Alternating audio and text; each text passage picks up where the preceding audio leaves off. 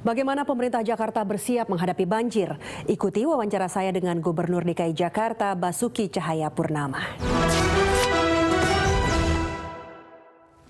Kisah banjir Jakarta seakan tidak pernah tutup buku. Lalu bagaimana upaya pemerintah DKI Jakarta untuk mencegah agar Jakarta tidak tenggelam? Kita tanyakan kepada Gubernur DKI Jakarta Basuki Cahayapurnama. Pak Ahok, gimana nih mencegah atau mengantisipasi kalau banjir? Jujur Jakarta udah lebih dari setengah udah tenggelam karena memang udah di bawah muka laut 2,8 meter. Artinya apakah kemudian tidak ada hal yang bisa dilakukan makanya untuk harus bikin bendungan untuk menghadapi itu, harus bikin tanggul di sisi utara dan pakai pompa seperti di Rotterdam di Belanda ya begitu. Lalu semua yang dari selatan ini kita usahakan daerah-daerah dan sungai sistemnya di Bogor segala macam ada waduk tampungan. Kalau sampai nggak ada pun semua sungai-sungai, penghubung sungai, inti air kan bagaimana membagi rata. Bukan ditampung, bagaimana kalau air datang banyak, misal Ciliwung masuk, dia bisa bagi rata nih.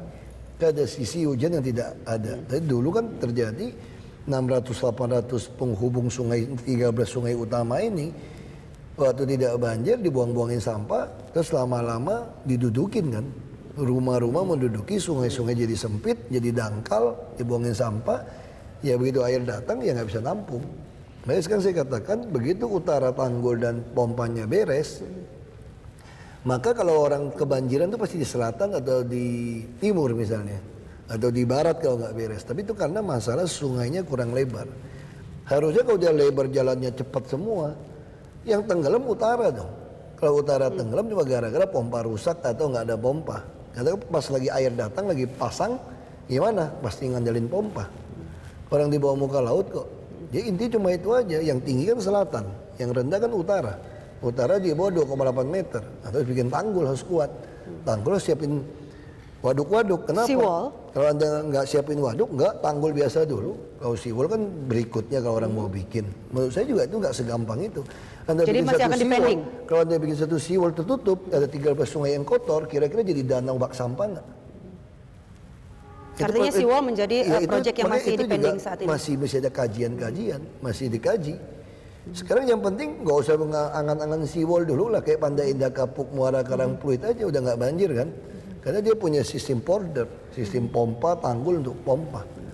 Tinggal di daerah Cakung, Cilincing kita tutup juga. Jadi itu aja lebih gampang. Ya, tapi apakah kemudian dalam periode tertentu tanggul itu akan ditinggikan lagi mengingat Ya, permukaan pasti. Jakarta makanya kan yang ada selalu polder dan tanggul terus ditinggikan. turun. Ya makanya kita harus kita beli supaya tidak boleh pakai air tanah lagi di Jakarta.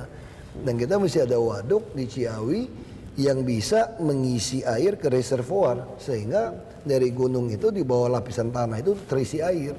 Kalau sekarang semua gedung-gedung hotel semua kan pakai air pump, bukan air pump, air tanah.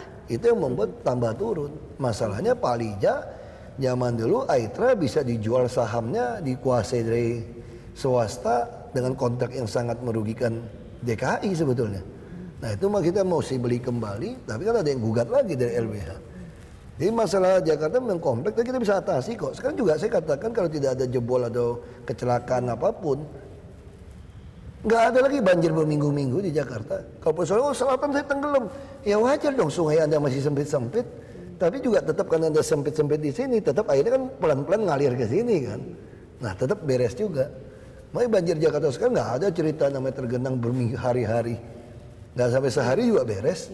Pak Ahok, selain Anda katakan tadi soal pembuatan tanggul, ada lagi faktor lain misalnya ambisi para pengembang yang terus membangun di area reklamasi. Ya kita kan sudah tentukan sekarang. Kalau kamu punya tanah, Anda membangun di daerah yang itu adalah jebakan air.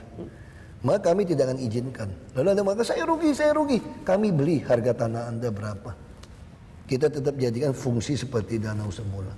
Karena kalau kamu begitu uruk kan jadi masalah. Itu yang kita tawarkan. Makanya saya lagi minta sama DPRD, nanti uang beli tanah itu jangan tentukan tanah di mana. Taruh saja berapa puluh triliun atau berapa triliun untuk beli tanah selama harga tanah itu harga NJOP atau harga pasar. Dan suratnya benar. Jadi jangan tentukan dulu. Sehingga waktu dalam perjalanan itu mau ajukan izin. Saya mau bangun hotel nih, mau bangun apa. Ternyata kita lihat ini agak lembah nih atau embung nih. Kita bilang nggak bisa. Saya rugi, ya udah nggak usah ribut, rugi saya beli. Hal lain lagi juga ruang terbuka hijau kita kan memang sangat sedikit begitu. Kurang dari 10%, padahal targetnya 30%. Makanya saya harus beli. Selama ini tuh jadi kacau, karena Anda tentukan dulu daerah mana mau Anda beli. NJOP tentukan tahun ini, tahun depan udah naik. Begitu naik, mesti di perubahan lagi.